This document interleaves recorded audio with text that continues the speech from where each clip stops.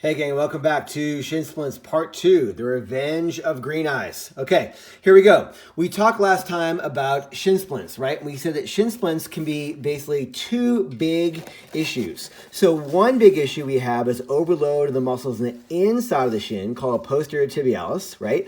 That happens due to poor foot stability, which causes this muscle to basically be tasked through too much load and causes breakdown. So that's very different than anterior tibialis overload, right? So shin splints due to the front side overload, which is caused by a different set of factors. Let's go break these down. But the key thing I want to get across to you guys is you have to fix two things. You have to fix the biomechanics or the reason why these tissues got overloaded in the first place, right? Simple way to think about this. If you're constantly punching your body over and over again, okay, it's going to become irritable. And if you keep hitting it, right, it can't heal. So if you keep having too much instability in the foot, right, you're never going to be able to unload this tissue. So when I say fix the biomechanics, we're talking about restoring stability and control in the foot so that you don't keep overloading this tissue. Then we'll also talk about how to improve the tissue tolerance itself, because remember, rest doesn't make anything better. I'll say it again. Rest doesn't make anything better, okay? It can calm down inflammation if you give it rest, but it doesn't make these tissues more robust and more resilient. So let's break this down again. We've got our foot, right? And so feet are designed to move, right? They're supposed to have a lot of motion in them, right? A bag of bones. And so if I move too much, what happens is this posterior tibialis muscle, which yes is the inside of the shin, is in too long of a position.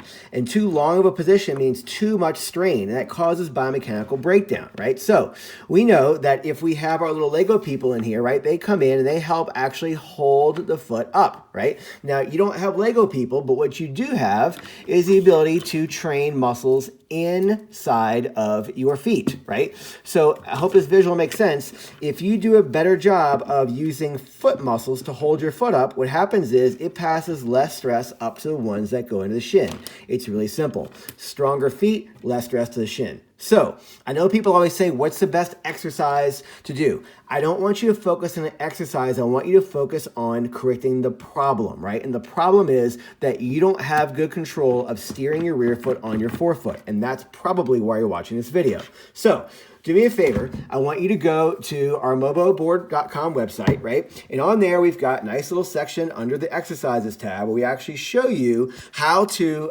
look at setting your board up, right? And most of the folks are going to spend time on 3 different exercises, right? And so again, it's not the exercises are magic, but these are probably the biggest 3 that help you improve the ability of you driving your big toe down to help build that arch strength. Number 1 is going to be our banded foot twist, okay? Number 2 is going to be the foot rocks, right? And number 3 I probably recommend is going to be the pass around exercise. These are on our website. They're really simple to do. They don't require any extra equipment besides your MOBO board, your band, and then for the pass around, you need a bottle of water, something really simple, right? But simple exercises that are designed not to make you, quote, stronger, but again, improve the ability of you to steer and stabilize your rear foot on forefoot, okay? How often should you do them? Very often, okay? I want you to think about the more times you hit things per week, the more resilient your control becomes and the better connection you get between your foot and your brain above. So that's really critical, right? I know I showed you 3, and yes, there are 5. They're called 5-4 feet in that first go around of exercises, but those are really important to fix the biomechanics, right? If you don't stop punching your shin in the inside, it's never going to heal. If you don't improve the resilience of your foot, this tissue will never become overloaded. You cannot overlook this step. It's the reason why people get pain, they feel better, they get pain, they feel better, they get pain, they feel better. Let's stop the cycle and fix the madness. Okay, so that's part 1. Part 2, improve a tissue tolerance. This is really easy, right? Remember we said rest doesn't make things better, but guess what does? Improving the density of the connective tissue. All you have to do is take your band and attach it around a desk, right? And sit here and just do a bunch of foot sweeps. So my foot's on the ground. I'm just sweeping back and forth. And all this is doing, applying a little bit of a tensile load to the posterior tibialis muscle on the inside of the shin. How many should you do? 300. Yes, you heard me correctly. 300 reps. This is done by a colleague of mine, Reed Ferber, who looked at how much volume of repetition it takes to actually induce beneficial changes in the posterior tibialis muscle. The cool thing is this is brainless. I'm sitting at my desk. This is tied around the side. All I'm doing is sweeping the foot back and forth. Don't put a ton of load, right? I want enough load that you can actually move your foot, but not enough it's actually too hard to do them.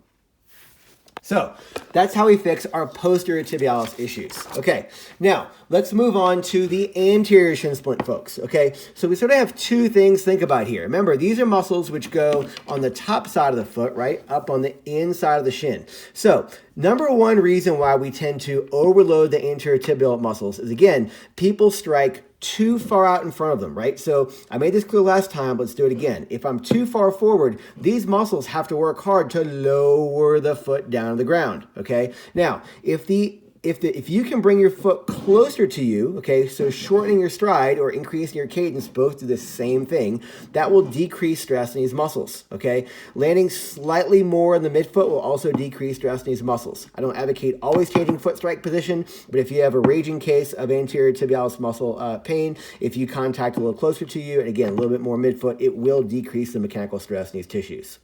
What other reasons do we have? Well, some people might have issues with ankle dorsiflexion, right? If I can't bend forward, this is a model, not a person, so it doesn't bend very well. But if this can't bend forward, what happens is it also shifts people out in front. So I did a whole series of ankle mobility on our Instagram feed. So please look back at that from about a month and a half ago, where I talked about the issues that cause problems with ankle dorsiflexion. So go back and look at that if you've got ankle stiffness. So that's our biomechanics issue, right? Contacting closer to you, number one, and making sure you have proper ankle range of motion, number two. Now, we also have to do what? Increase tissue resilience in this anterior tibialis muscle. So let's go through simple ways to do that right now. So to rebuild the tissue integrity of the anterior tibialis, the muscle in front, right? If it's been overloaded, rest won't make it better. Making it better will make it better. So two things I'll show you which are super helpful here. One is what something your coach probably told you a long time ago cross country. You can do what we call duck walks, right? So just basically walking back and forth. Some folks will go 50 steps with toes facing straight. 50 steps with toes facing or feet facing outward, right? And 50 steps with feet facing inward, all keeping dorsiflexed or foot up off the ground, okay? Again, you're obviously taking bigger steps. I'm trying to stay inside my camera. So that's one thing you can do. How often should you do that? Daily. Pretty simple. Other way you can do that if you want to is to basically stand with your hips up against the wall behind you and just work on actively dorsiflexing, right? So you're basically just kind of taking the foot up through a greater range of motion. I personally prefer this version. But again, those of you, especially folks with a lot of ankle stiffness, right? You've been sort of fixed in this position of pushing away, which is called plantar flexion and inversion. And I want to teach your brain, look, not only do we want to move, but I want to use all that range of motion. So if you bring the foot contact closer to your body contact and you allow the foot to roll over, there's less demand on the anterior tib. And if you work on improving its resilience, you're going to do just fine.